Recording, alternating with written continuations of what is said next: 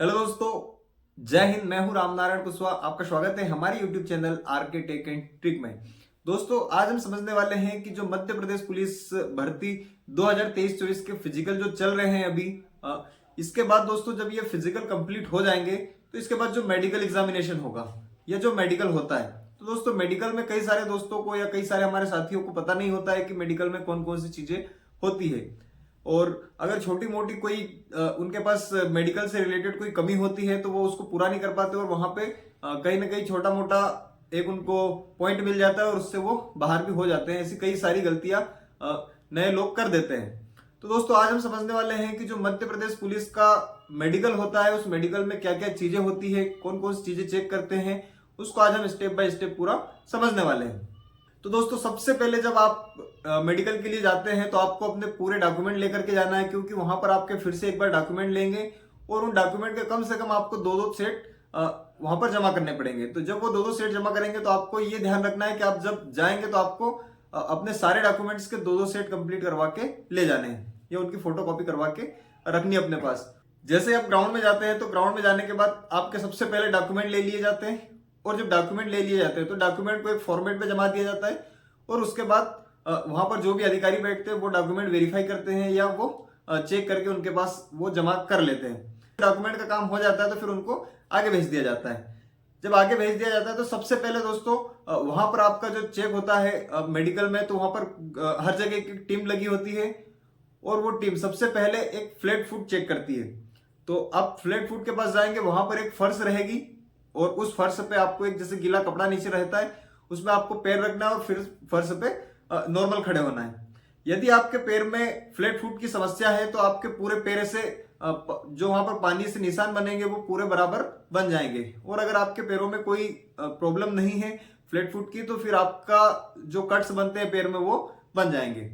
उसके बाद दोस्तों वहां से जैसे आपको आगे भेज दिया जाएगा तो वहां पर आपकी हाइट मेजरमेंट होती है और वहां पर आपकी हाइट ले ली जाती है।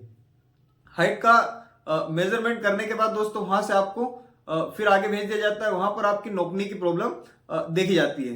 तो जब नोकनी की प्रॉब्लम देखी जाती है तो नोकनी में भी एक सिंपल फर्श टाइप होता है या एक बराबर समतल जगह होती है, उस पर दोस्तों आपको नॉर्मल खड़ा कर दिया जाता है और आपको वहां पर आपके पैरों में एक स्केल रहता है उनके पास, उसको ऐसा वो घुमाते हैं ताकि उसमें पता चल जाए कि नोकनी की प्रॉब्लम है या नहीं। क्योंकि कई सारे लोगों के साथ ये चीज होती है कि नोकनी की प्रॉब्लम अगर उनको होती है तो उनके घुटने चिपक जाते हैं और जब वो स्केल ऐसा घुमाते हैं तो वो स्केल घूम नहीं पाता है या ऊपर नीचे नहीं हो पाता है।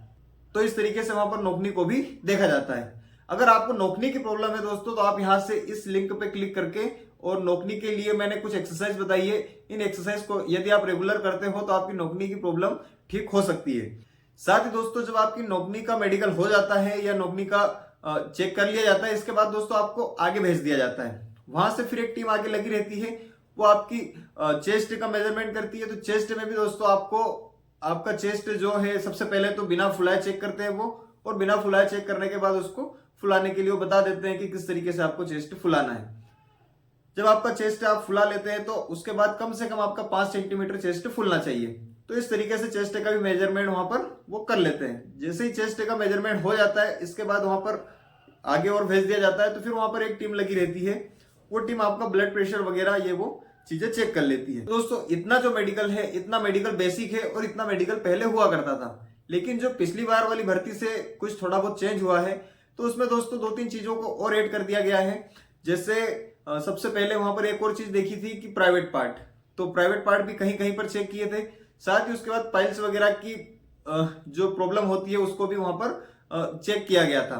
तो ये 2 चीजें एक ऐड की गई थी नई। इसके साथ ही दोस्तों हेयरिंग टेस्ट होता है जो सुनने वाला, उसका भी एक टेस्ट किया था, और जो आंखों का आई विजन होता है वहां पर देखा गया था। तो आंखों के टेस्ट में भी दोस्तों क्या होता है कि आपको एक बुक दे दी जाती है, उसमें भी कुछ नंबर वगैरह लिखे रहते हैं। जैसे कलर ब्लाइंडनेस की समस्या अगर होती है तो उसमें आपको दिक्कत आएगी, तो ये चीजें भी वहां पर चेक कर लेते हैं।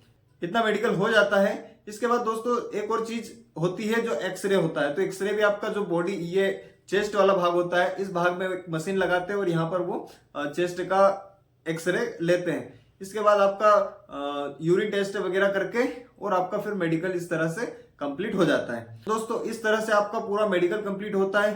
ये चीजें बेसिक है और ये चीजें देखते हैं, जो पिछली बार भी यही सारी चीजों को देखा गया था।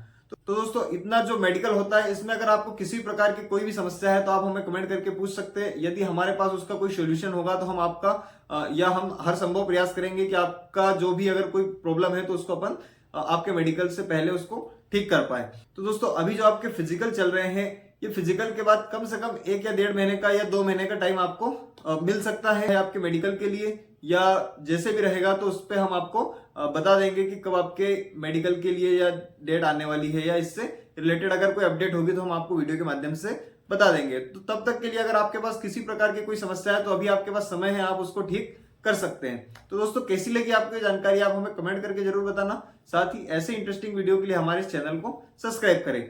जय हिंद, जय भारत, भारत माता की जय।